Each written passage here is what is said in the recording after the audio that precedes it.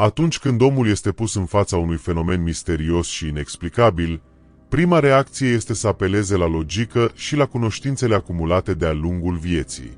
Însă nu întotdeauna rațiunea poate oferi un răspuns satisfăcător pentru ceea ce ochii văd, deși acest lucru nu înseamnă că astfel de întâmplări nu își au locul în realitatea noastră cotidiană. Despre un astfel de caz straniu, care sfidează orice explicație logică, va fi povestea noastră de astăzi. Această întâmplare plină de tâlc mi-a fost împărtășită de Vasile Pavel, vecinul meu de la casa de vacanță. Stăteam într-o seară la taclale în foișor, savurând un ceai fierbinte, în timp ce soția lui, Viorica, așezase pe masă o farfurioară plină cu merișoare proaspete și brumate. "Vrei să-ți spun o poveste interesantă?" mi-a șoptit vecinul, zâmbind cu subînțeles. "Are legătură tocmai cu aceste bobițe roșii de munte.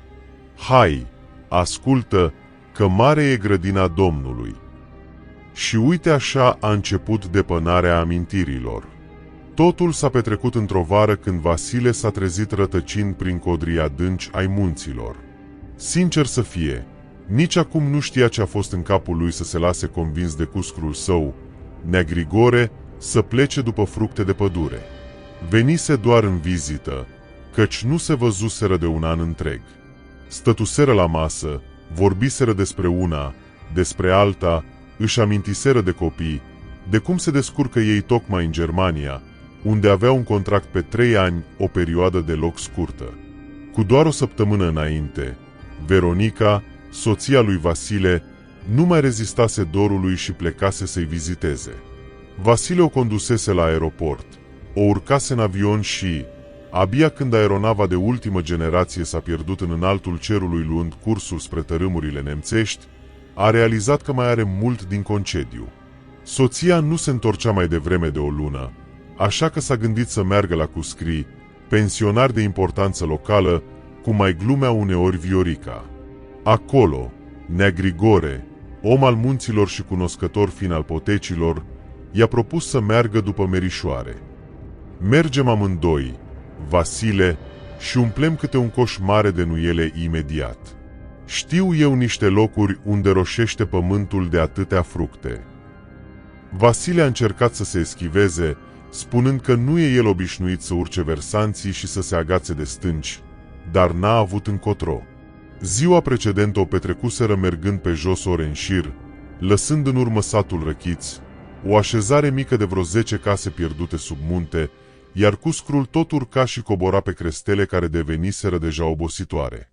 Poteca se pierdea ba prin văi adânci, ba urca abrupt, iar cel mai mult pe Vasile îl chinuia zăpușeala și țânțarii care nu-i dădeau pace nicio secundă. Coșul gol îi bălângănea în spate, umerii începuseră să-l doară, iar în genunchi simțea niște înțepături săidite. "Mai avem mult. Cuscru?" l-a întrebat Vasile pe Nea Grigore, încercând să pară stăpân pe sine. "Mai e o leacă. Ajungem la Poiana Șireată. Acolo dormim la noapte, iar la ora 6 dimineața ne apucăm de cules. Ține-te bine, Cuscru, că e greu pentru voi, orășenii, să țineți pasul cu noi." Vasile a vrut să se supere, dar știa că omul are dreptate, așa că a oftat adânc și a mers mai departe.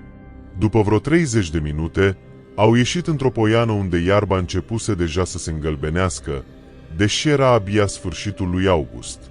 "Uite, de asta îi zice Poiana Șireată," i-a explicat Nea Grigore, făcându-i cu ochiul. "Aici toamna vine mai devreme și nimeni nu știe de ce." Seara a trecut cu sfaturi despre cum să folosească pieptenele de lemn pentru cules și cum să așeze tabăra. Nea Grigore a făcut un foc zdravăn, a așezat niște cetină de brad pe pământ ca să le țină de cald și s-a culcat, sfărăind imediat cu mâna sub cap. Vasile, deșfrând de oboseală, a mai privit o vreme cerul înstelat, inalând mirosul pur de rășină, înainte de a cădea într-un somn adânc. A doua zi însă, lucrurile au luat o întorsătură neașteptată. La ora 10:30, Vasile s-a trezit singur, pierdut printre copaci. La început a intrat în panică, dar apoi și-a amintit ce-i spusese Nea Grigore. Dacă te rătăcești, oprește-te și caută cu privirea versantul creasta cu șmei. E ca un turn rotund, se vede de peste tot. Acolo să mă aștepți, dar să nu treci de el, că în spate e mlaștina ochiul dracului, unde au pierit mulți oameni. Vasile a început să meargă, dar versantul părea că fuge de el, ba la stânga, ba la dreapta. Când a simțit că apa îi clocotește sub tălt, a înțeles că ajunsese exact unde nu trebuia, în mlaștină. Cuprins de disperare, a aruncat coșul pe jumătate plin cu merișoare și a început să caute cu privirea un lemn lung, o prăjină care să-l ajute să treacă prin noroiul mișcător. Te-ai rătăcit, nene? S-a auzit deodată o voce de copil în spatele lui. Vasile a tresărit atât de tare încât era să cadă. S-a întors încet și a văzut un băiat de vreo 12 ani, îmbrăcat într-o cămașă în carouri cu mânecile suflecate. Inima i-a mai venit la loc de unde ai apărut. Măi băiatule, ești cu cineva.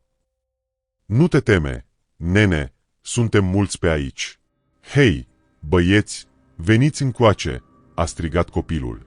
Din desișul de jnepenii au mai ieșit 3 adolescenții, îmbrăcați în haine camuzate, cu pantalonii rupți în genunchi, privindu-le pe Vasile cu o curiozitate rece, aproape indiferentă.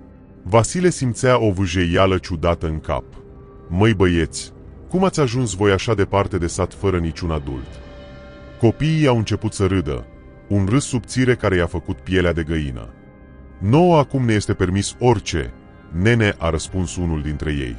Eu trebuie să ajung la muntele ăla de colo, dar nu știu cum să trec de mlaștină, a îngăimat Vasile, simțind o dorință nebună de a fugi cât mai departe de acel grup straniu. Uite pe aici, e o punte de lemn chiar sub picioarele tale, i-a arătat băiatul. Mergi drept spre versant, dar ai grijă, un pas la stânga sau unul la dreapta și s-a terminat. Vasile a pășit pe puntea de lemn pe care nu o observase până atunci.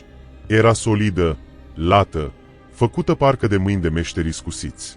A mers repede, simțind în spate privirile reci ale copiilor, care parcă îi sfredeleau ceafa. Când a ajuns la capăt și a simțit pământ tare sub picioare, s-a întors să le mulțumească, dar poiana era pustie. Nu se mai vedea niciun copil, niciun zgomot de pași prin frunzi. S-au dus, au fugit prin pădure, s-a încurajat el, deși o teamă inexplicabilă îi strângea inima. S-a așezat pe un trunchi doborât la poalele versantului și a așteptat până când a auzit strigătele de căutare ale lui Nea Grigore. Când cuscrul a apărut, transpirat și speriat, Vasile s-a ridicat vinovat. Am pierdut coșul, cuscru, să mă ierte Dumnezeu, dar m-am speriat groaznic. Nea Grigore a dat din mâna lehamite. Lasă coșul, bine că ești teafăr. Dar cum naiba ai ajuns tu pe partea asta a mlaștinii? Păi, m-au ajutat niște băieți din sat, mi-au arătat puntea de lemn de peste mlaștină, a explicat Vasile. Nea Grigore s-a albit la față și s-a așezat pe pământ. Ce băieți? Vasile? Ce punte? Din satul Răchiți nu mai vine nimeni aici de ani de zile. E prea periculos. Lumea se teme de mlaștina asta. Și nu există nicio punte acolo. N-a fost niciodată. Vasile a simțit cum îl trec fiorii. Dar i-am văzut clar, 4 băieți de vreo 12 ani. Nea Grigore n-a mai zis nimic. Doar l-a bătut pe umăr și a făcut semn să pornească spre casă, rugându-le să nu-i spună nimic vioricăii. Abia după câțiva ani, Nea Grigore i-a mărturisit adevărul. Cu mult timp în urmă, un grup de copii din satele vecine plecase la munte după merișoare și nu s-au mai întors niciodată. I-a căutat tot satul, poliția, salvamontiștii, chiar și un elicopter a survolat zona, dar pădurea nu i-a dat înapoi. S-a presupus că s-a unecat în mlaștina ochiul dracului. Vasile a încercat să se convingă că a fost doar o halucinație cauzată de oboseală sau de gazele mlaștinii, dar amintirea punții solide de sub picioarele sale și a privirilor acelor copii a rămas vie pentru totdeauna. Uneori, e mai bine să crezi că ți s-a părut ca să poți dormi liniștit noaptea. Vasile a rămas multă vreme pe gânduri după acea seară din Foișor. Deși povestise întâmplarea cu voce domoală, ca pe un episod straniu din tinerețe, adevărul era că amintirea nu-l părăsise niciodată cu adevărat. De fiecare dată când vedea merișoare, fie ele și într-un borcan pe raftul din cămară, simțea un fior scurt, ca o adiere rece care îi trecea prin ceafă. Își spunea că e doar sugestie, o asociere faierească între un fruct și o sperietură din trecut, dar ceva în lăuntrul lui nu era convins. După întoarcerea din munți, viața reintrase pe făgașul obișnuit. Veronica se întorsese din Germania, bronzată și obosită, cu povești despre copii și despre dorul care nu se vindecă nici când te vezi față în față. Vasile nu-i spusese nimic despre copii, despre punte sau despre vorbele lui Nea Grigore. Își ținuse promisiunea. În schimb, devenise mai tăcut. Uneori, în toiul nopții, se trezea cu impresia că aude foșnet de pași prin curte, ca și cum cineva ar fi trecut ușor pe lângă gard, fără grabă. Prima dată a pus totul pe seama vârstei. A doua oară, pe seama unui vis prost. Dar într-o dimineață, la ora 7:20, când ieșise să ia ziarul din poartă, a simțit mirosul acela inconfundabil de pământ umed și de mușchi. Miros de mlaștină. S-a oprit în loc, cu ziarul mototolit în mână, și a privit în jur. Curtea era uscată, cerul senin, iar vecinii își vedeau de treburile lor. Nici urmă de noroi sau de apă. Și totuși, mirosul era acolo, clar, aproape apăsător. "Ți se pare?" și-a spus, încercând să râdă de el însuși. A intrat în casă, a băut o cafea și a uitat. Sau cel puțin așa a crezut. Zilele au trecut, dar semnele mărunte au continuat să apară. Într-o după-amiază, când Veronica curăța niște legume în bucătărie, a scos un mic strigăt de surpriză. "Vasile, de unde smerișoarele astea?" Pe masa de lucru, lângă ceapă și morcovi, erau împrăștiate câteva bobițe roșii, proaspete, exact ca cele din Poiana Șireată. Vasile a simțit cum i se strânge stomacul. "Nu știu, n-am cumpărat," a murmurat. Au căutat prin sacoșe, prin sertare, dar nu găsiră nimic care să explice apariția lor. Până la urmă, Veronica le-a aruncat la gunoi, clătinând din cap, o fi intrat ceva de la piață. În noaptea aceea, Vasile a visat. Se făcea că mergea din nou prin Codru, cu coșul gol în spate. Poteca se îngusta tot mai mult, iar copacii păreau să se apropie, să-l privească. A ajuns într-o poiană unde iarba era galbenă, deși în jur totul era verde. Din depărtare, a auzit un râs subțire, de copil. S-a trezit brusc, cu inima bătându-i tare, și pentru o clipă a avut impresia că cineva stă lângă pat. N-a fost nimeni. Dimineața, a decis să-l caute pe Nea Grigore. Nu se mai văzuseră de ceva vreme, iar Vasile simțea nevoia să vorbească cu cineva care știa muntele și poveștile lui. Drumul până la casa cuscrului i s-a părut mai lung ca de obicei. Când a ajuns, poarta era deschisă, dar curtea părea pustie. A bătut de câteva ori și, în cele din urmă, a apărut Viorica cu privirea obosită. "Nu-i bine, Vasile. Grigore nu mai e cum îl știai. De când a fost iar în munți, nu mai doarme nopțile." "A mai fost la Poiana Șireată?" a întrebat Vasile, fără să-și dea seama că șoptește. Viorica s-a uitat lung la el. "A fost, dar nu trebuia. Zice că a auzit glasuri. Că-l cheamă cineva. I-am spus să lase prostiile, dar degeaba." Când Nea Grigore a ieșit din casă, Vasile a tresărit. Omul îmbătrânise parcă peste noapte. Avea umerii aduși și ochii încercănați. S-au așezat pe o bancă, sub nuc, și au tăcut o vreme. Apoi, Grigore a oftat adânc. "Știam că o să te ajungă din urmă, cuscre. Pe cine vede pădurea, nu-l mai lasă." Vasile a simțit un nod în gât. "Ce vrei să spui?" "Copiii," a murmurat Grigore, "nu-s pierduți. Sau poate sunt, dar nu cum cred oamenii. Poiana aia nu-i ca altele. E un loc unde timpul se subțiază, unde cei care rămân prinși nu mai sunt nici aici, nici dincolo. Și uneori îi ajută pe alții să iasă, așa cum te-au ajutat pe tine." Vasile a vrut să protesteze, să spună că sunt doar superstiții, dar nu i-au ieșit cuvintele. În schimb, și-a amintit de puntea solidă, de lemnul sub tălg. "De ce acum?" a întrebat. "De ce apar semnele astea?" Grigore l-a privit cu tristețe. "Pentru că te-ai apropiat iar. Cu gândul, cu frica. Și pentru că cineva se pregătește să intre în Poiană." În săptămânile următoare, Vasile a aflat că 2 tineri dintr-un sat vecin dispăruseră în munți, plecați după fructe de pădure. Nu era prima dată când se întâmpla, dar vestea l-a lovit ca un pumn. Noaptea nu mai dormea. Se trezea la ora 3:05, fix, cu aceeași senzație că cineva îl privește. Într-una dintre aceste nopți, a decis că nu mai poate fugi. A doua zi, i-a spus Veronicăi că pleacă pentru câteva ore. Nu i-a explicat unde. Drumul spre munte i s-a părut ciudat de ușor, ca și cum potecile îl așteptaseră. Când a ajuns în apropierea Poienii Șireate, aerul s-a răcit brusc.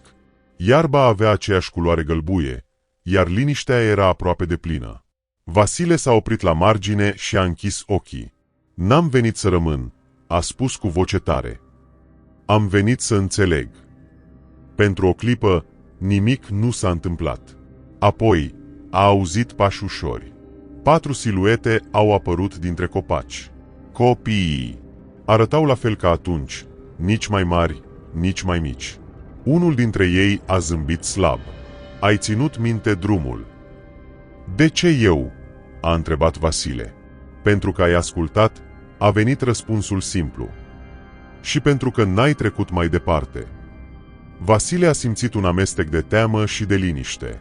A înțeles atunci că Poiana nu era un loc rău, ci unul care cerea respect.